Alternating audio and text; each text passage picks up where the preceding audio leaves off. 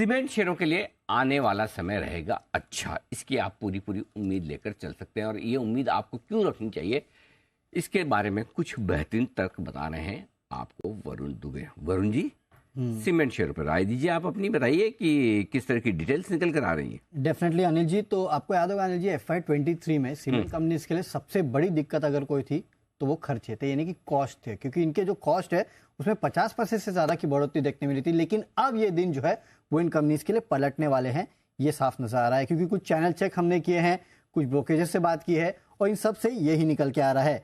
अब देखिए, FY22 से 23 तक अगर आप देखेंगे तो कच्चे माल के बढ़ने के चलते मार्जिन में गिरावट हुई थी और कंपनियों के खर्च, जैसे कि मैंने कहा कि 55% के आसपास की बढ़ोतरी वहां देखने मिली थी। लेकिन अब ये गिरते हुए दिखाई दे रहे हैं। पिछले 6 महीने अगर आप देखेंगे तो इंपोर्टेड कोल की कीमतें जो है उसमें 45 से 60% के आसपास की गिरावट हुई है।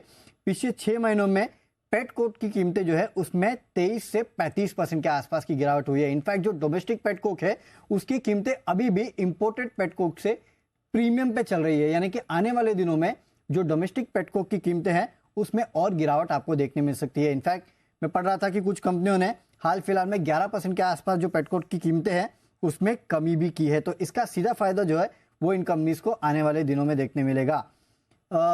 सीमेंट के दाम साथ ही साथ यहाँ बढ़ते हुए भी दिखाई दे रहे हैं।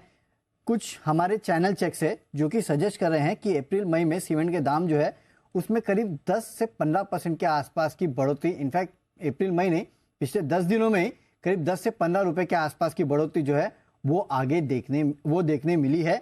और आगे चल के भी सीमेंट के प्राइसेस घटेंगी ऐसे कोई संकेत नहीं है, क्योंकि डिमांड जो है वो काफ़ी अच्छी है। मांग जो है ऑलमोस्ट अभी 10% के आसपास बढ़ चुकी है मार्च से मई के बीच में। और इनफैक्ट कंपनीज ने खुद ने कहा था कि इस बार उनके जो वॉल्यूम्स है उसमें 10 से 20% के आसपास की बढ़ोतरी जो है वो देखने मिल सकती है। और अगर यहाँ से मांग बढ़ती है, नो डाउट बारिश का सीजन आप छोड़ दीजिएगा कि उस समय मांग रहती नहीं है, लेकिन उसके बाद जो है वो मांग अच्छी बढ़ सकती है। उसके चलते ओवरऑल जो कंपनी के मार्जिन है उसमें भी आपको बढ़ोतरी देखने मिल सकती है, क्योंकि देखिए सीमेंट कंपनी जो है उनको जो पास ऑन भी करना रहता है या फिर कॉस्ट का इम्पैक्ट जो है करीब 45 से 50 दिन के आसपास की इन्वेंट्री इनके पास रहती है। तो इसका जो इम्पैक्ट आपको शायद Q1 में देखने ना मिले, लेकिन हाँ ये आपको Q2 से शायद देखने मिल सकता है। इनफैक्ट अनिल जी, आपको याद होगा कि इसके पहले जब रिजल्ट सीजन आ रहे थे और खराब नतीजे आ रहे थे तो हमने कहा भी था कि आने वाले दिन जो है वो सीमेंट कंपनीज के लिए अच्छे रह सकते हैं। और अब आप देखिए उसका इम्पैक्ट दिखना शुरू हो चुका है, जहां रॉ मटेरियल कॉस्ट जो है वो अब लगातार कम होते जा रहे हैं। ओके, तो ये है आपके लिए सारे के सारे सीमेंट शेयरों पर और सीमेंट सेक्टर पर पूरा अच्छा वक्त। कॉस्ट कम हो रही है और प्राइस हाइक्स के हैं इन्होंने चैनल चेक जो इंडिकेट कर रहे हैं। करेक्ट। तो धर्मेश जी, कोई सीमेंट शेयर पसंद है आपको खरीदारी करने के लिहाज से? मौका दिखता है? अनिल जी, बने रहे, नई खरीदारी करने में थोड़ा सा आपको एग्रेसिव स्टांस लेना पड़ेगा ट्रेडिंग पॉइंट ऑफ व्यू से। खाली मैं वरुण जी के साथ एक ही बात कहना चाहूँगा कि लास्ट ईयर बारिश के सीजन में भी इनकी वॉल्यूम ऑफटेक काफ़ी अच्छी रही थी। बेसिकली रिटेल सेल्स में थोड़ा कमी होता है वॉल्यूम में, बट इंस्टीट्यूशनल सेल्स जो होता है, जो इंफ्रास्ट्रक्चर में, वहाँ पर वॉल्यूम ऑफटेक काफ़ी अच्छा रहा था।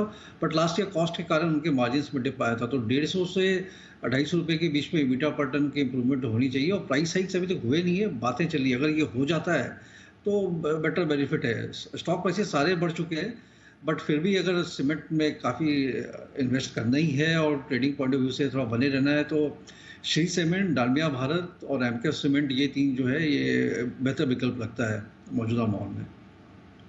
ये है डालमिया भारत और बाकी सीमेंट शेयरों पर राय।